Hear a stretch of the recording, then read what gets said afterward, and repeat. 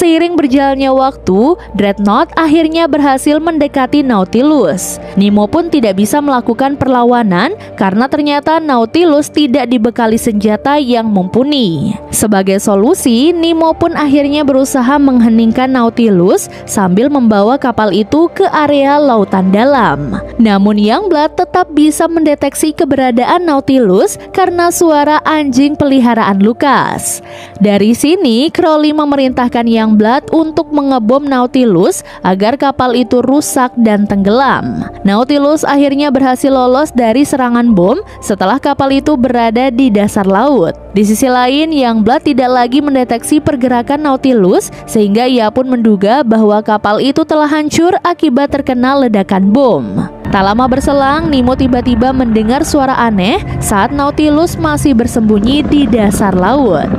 Di sisi lain, alat pendeteksi Dreadnought juga menangkap suara aneh yang sama, sehingga Crowley kini meyakini bahwa Nautilus masih aktif. Tak lama setelahnya, Nemo baru mengetahui kalau suara tersebut berasal dari seekor cumi raksasa yang menghuni laut dalam. Merasa terancam oleh kehadiran Nautilus, cumi akhirnya membelit kapal itu untuk menghancurkannya. Selagi serangan cumi belum menimbulkan kerusakan, Nemo beraksi sendirian dengan kostum selam khusus untuk mengusir monster itu.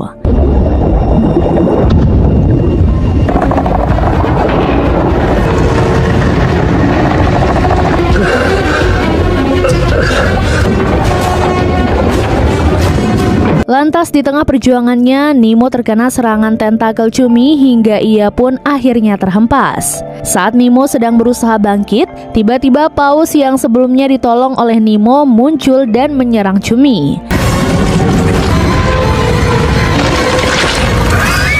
Akibat terluka oleh serangan paus, cumi itu pun akhirnya melarikan diri. Gustav memberitahu bahwa paus adalah hewan yang cerdas dan sensitif. Karenanya, Gustav menyimpulkan bahwa paus tadi menyerang cumi untuk membalas kebaikan Nemo.